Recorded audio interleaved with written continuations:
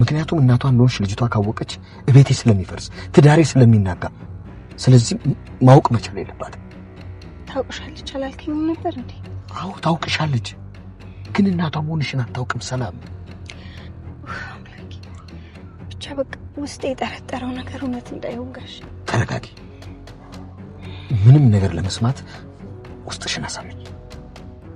ሰላም በፍጹም መረጋጋት አለብሽ። ችግር የለም ጋሽ አልደነግጥም። ንገረኝ እባክህ። መቼ ቃል ገባሽልኝ? ቃል ካልገባሽልኝ አልነግርሽም። እሺ በቃ ጋሽ ቃል ገባለሁ። አይ ይህን የምትይው እንድነግርሽ ብለሽ ሳይሆን በትክክል እናቷ እንደሆንሽ እንደማትነግራት ቃል ግቢልኝ። በፍጹም ይህንን እንደማትናገሪ ቃል ግቢልኝ።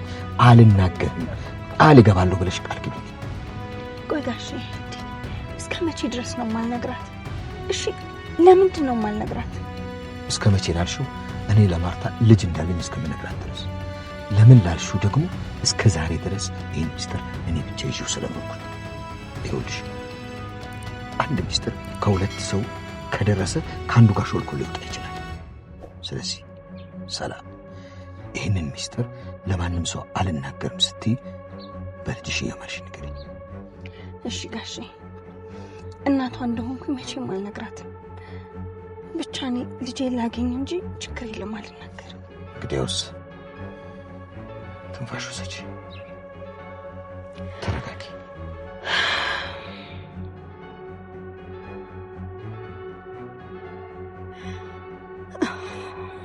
ነሽ? አዎ ጋሼ። ተረጋጋሽ ሰላም።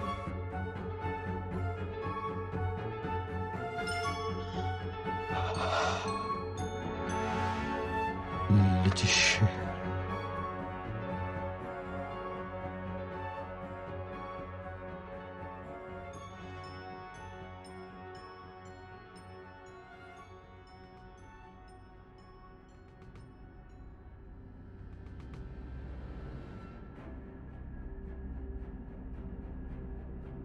ደረጀ ከብዙ የጭንቀትና የጥፋተኝነት ስሜት ዓመታት በኋላ አሁን ላይ ጉዳዩን እንደምንም አፍርጦ የሚገላገልበት ጊዜ ላይ የደረሰ ይመስላል። ረጅም ዓመታትን ልጇን አጥታ ስትሰቃይ የከረመችው ሰላምም ዛሬን ሳልሰማ በፍጹም አላድርም ብላ ደረጀ ያለበት ቦታ ድረስ ሄዳለች። ሰላም ከዚህ በፊት ዳጣ ልጇ እንደሆነች ጠርጥራ የነበረ ቢሆንም ዛሬ ያንን የምታረጋግጥበት ቀን ነው። አስተዋዩ እንዲሁም ብልህ የሆነው ደረጀ ከመናገሩ በፊት አስቀድሞ በስሜታዊነት ቤተሰቡን እንዳትበጠብጥ ለማንም እንዳታወራ በሚስጥር ነገሩን እንድትይዘው ቃል አስገብቷታል። እናንተ በደረጀ ቦታ ብትሆኑ ኖሮ ምን ልታደርጉ ትችሉ ነበር? ሐሳብ እንዲሁም አስተያየታችሁን ኮሜንት ላይ ጻፉልን። ሰላም አስቸግራ መኪና ውስጥ ከመገናኘታቸው በፊት ደውላ ጠርታው ቤት ውስጥ ለማውራት ሞክረው ነበር። ነገር ግን የሰላም ስሜታዊነት እየጨመረ መጥቶ ነገሮች ወደ መበላሸት ሲሄዱ ደረጀም እንደምንም እሷን ለማረጋጋት መሞከር ይጀምራል። ቀጥሎም ይኸውልሽ ሰላም፣ አንቺ በጣም ጽኑና ጠንካራ ሴት ነሽ። ለልጅሽ ስትይ መክፈል ያለብሽን ዋጋ በሙሉ ከፍለሻል። አንቺ እናት ብቻ ሳትሆኚ የእናትነት ተምሳሌትም ነሽ። ለራስሽ ብቻም ሳይሆን ለሰውም የምታስቢ ጥሩ ሚስጥር ጠባቂም ነሽ። ለማርታ ለኔም ስትይ ይሄን ሁሉ ዓመት ሚስጥሬን ሚስጥርሽ አድርገሽ ይዘሽ ቆይተሻል። አሁን ግን ይበቃሻል። እኔም ቅጣቴን አንቺም ልጅሽን የምታገኝበት ጊዜ ላይ ደርሰናል ብሎ ሲላት ሰላምም ይሄን ጊዜ ለዘመናት ነው የጠበቅኩት፣ ጆሮዎቼ ለመስማት በጣም ጓግተዋል ብላ ስትለው ደሬም ሰላም ልጅሽም አንቺን እኮ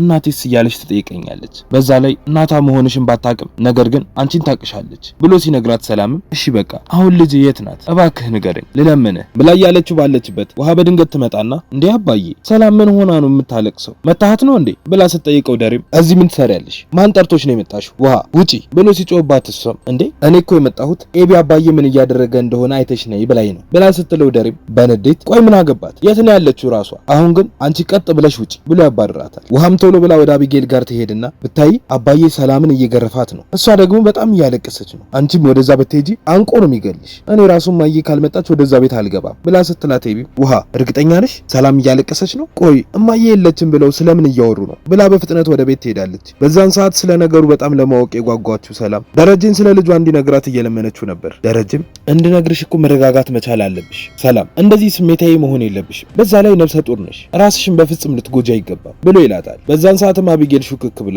ወደ ቤት ትገባና ጥግ ስር ተለጥፋ ለማዳመጥ መሞከር ትጀምራለች። ኮቴዋን የሰማው ደረጀም ሰላምን ዝም እንድትል አድርጎ በቀስታ ሲመለከት ተለጥፋ በድብቅ ወሬ ለማዳመጥ ስትሞክር የነበረችውን ልጁን አቢጌልን ያገኛትና በንዴት እየጎተተ ወደ መኝታ ቤቷ ይወስዳታል። ወደ ውስጥ እንደገቡ አልጋዋ ላይ ወርውሮ አስቀምጦ መቆጣት ይጀምራል። ቆይ ለምንድነው ውሃን የላክሻት? ለምንድነው ተለጥፈሽ ወሬ ስታዳምጪ የነበረው? እኔ አባትሽ አይደለሁ እንዴ?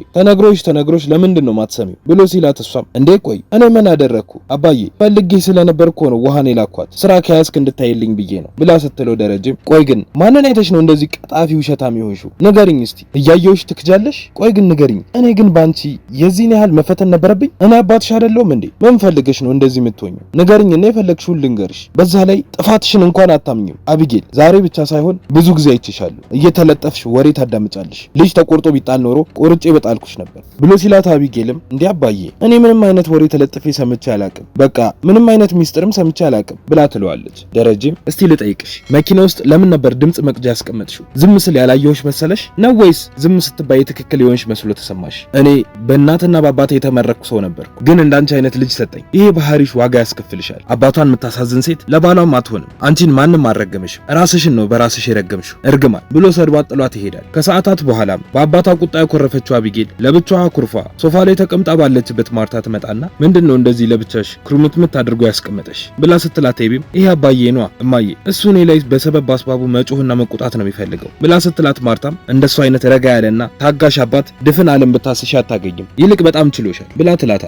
ኤቢም ቀጥላ ደግሞ ረስቸው እማዬ፣ ቅድም ሰላም ስቅስቅ ብላ እያለቀሰችልሽ ነበር ብላ ስትላት ማርታም ደንግጣ እንዴ ምን ሆና አመማት እንዴ ወይስ ያማራት ነገር ይኑር እንዴ? እስቲ ቆይ ትንሽ ትረፍና በኋላ አረጋግቼ ራሴ ጠይቃታለሁ ብላ ትላታለች። በዛን ሰዓት ዳጣና ናታን በድብቅ ጓሮ ተገናኝተው ቁጭ ብለው እያወሩ ነበር። ናታን እስካሁን ድረስ ዳጣ የደረጀ ልጅ በመሆኗ ግርምት ውስጥ ነው ያለው። ቀጥሎም የኤቢ ታናሽ ነሽ፣ እማዬና አባዬ ደግሞ እስካሁን ከተጋቡ ጀምሮ አልተፋቱም፣ ስለዚህ በሷ ላይ ሄዶ ነው ማለት ነው የወለደሽ? እማዬ ይህንን ብታቅ ይሄ ቤት ይፈርሳል። እማዬ በትዳሯና በክብሯ ቀልድ በጭራሽ አታውቅም። እንኳን ልጅ ወልዶ ቀርቶ ሌላ ሴት ጋር ሄዶ እንኳን ብታገኘው ቀጥታ ነው የምትፈታው። እማዬ በጣም ኃይለኛ ናት፣ ግን ደግሞ አባዬ በእርግጠኝነት መላ አያጣም፣ ብልህ ስለሆነ ለየትኛውም ችግር መፍትሄ አያጣም። ስለዚህ አንቺም እሱ የሚልሽን ነገር ብቻ አድርጊ ብሎ ይላታል። በዛን ሰዓትም ነው ሰላም ለደረጀ ዛሬ ተገናኝተው ስለ ልጇ ሳይነግራት በፍጹም ማድረግ እንደማትፈልግ ነግራው ወደ እሱ ጋር የሄደችው። በቀጣይ ምን የሚፈጠር ይመስላችኋል? ሐሳብ እንዲሁም ማስተያየታችሁን ኮሜንት ላይ ጻፉልን። ቪዲዮ ለብዙ ሰዎች እንዲደርስም ላይክ እንዲሁም ሼር ማድረግ አትርሱ። የምንለቃቸው ቪዲዮዎችን በፍጥነት እንዲደርሳችሁ የደወል ምልክቱን መጫን አትርሱ።